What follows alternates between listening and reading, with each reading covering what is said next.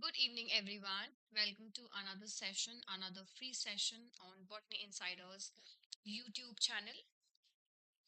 Let's wait for others to join in, then we'll start off. So, we'll be discussing about the potency and we'll be discussing about specification topic. This is one of the segment from your developmental biology, right? So, we'll be dealing with these two topics. We'll be revising these two topics, right?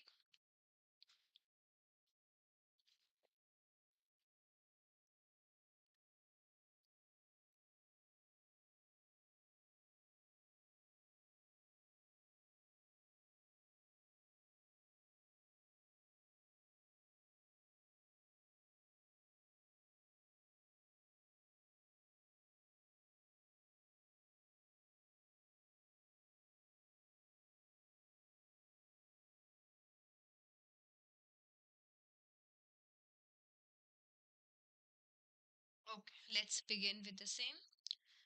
Hello, Priya. Right, let's begin. So we'll be discussing about potency and we'll be discussing about the specification. These are two important topics. Before starting our class, just for your information, if you're targeting out the June 2024 examination, so we have a full course running. We just started off with a course 2 weeks back. So if you're willing to enroll in this particular course, you can download our application and get yourself enrolled. It's an all-in-one course where every single thing that is required for you to prepare for this examination will be provided along with hard copy notes, right? So if you're willing to, and if you're searching out for a full course for CSIR and that too for the June examination in affordable prices, so you have this particular course in hand. If you wish to enroll, you can download our application. Link for it is in the description box. So download our app and get yourself enrolled, right? Let's begin. In addition to that, we have a number of courses running for the December examination as well. We have a PYQ course. We have a mock test series going on. All of the links, all of the things, you can search it out in the application, right? It's available on both iOS as well as Android, right? Let's begin. Let's talk about what do you mean by potency, right? What is the meaning of the word potency? So word potency simply means potential. What is it? It means potential, right? Now the word potential means what? That what is the potential of a cell to perform a function?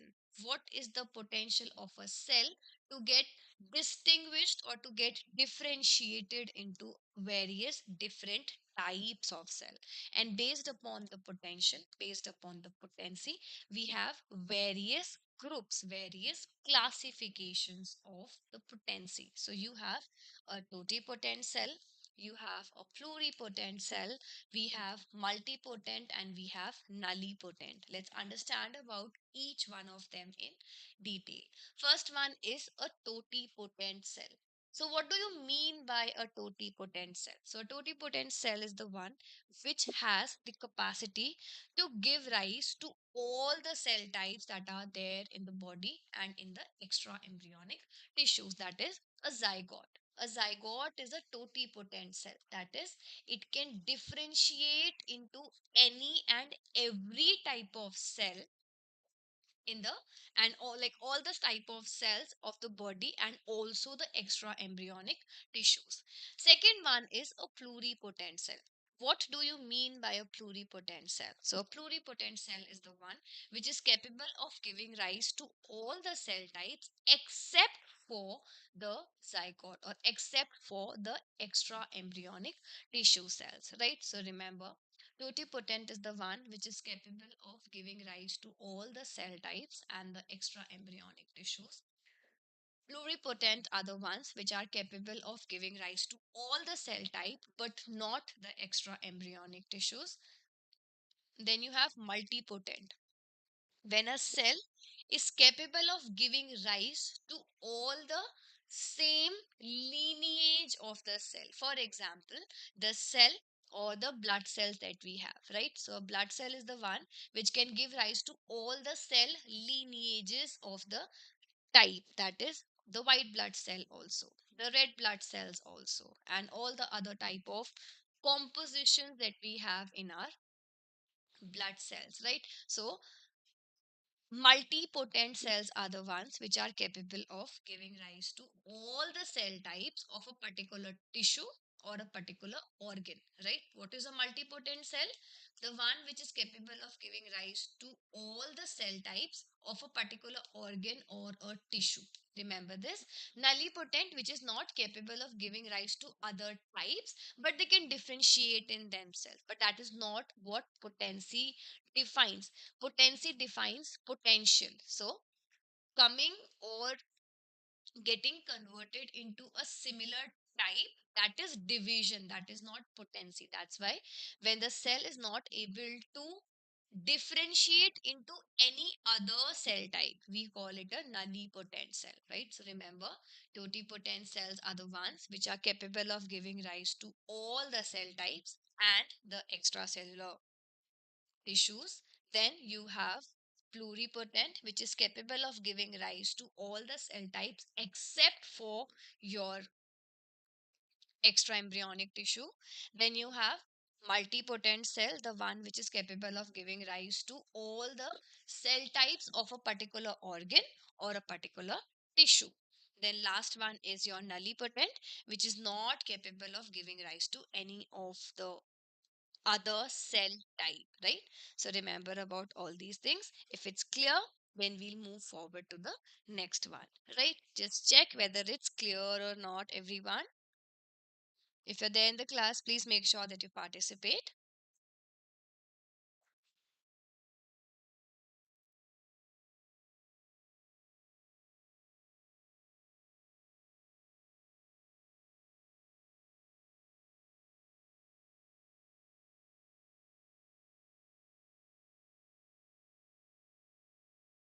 Yes, right. Next, you have specifications.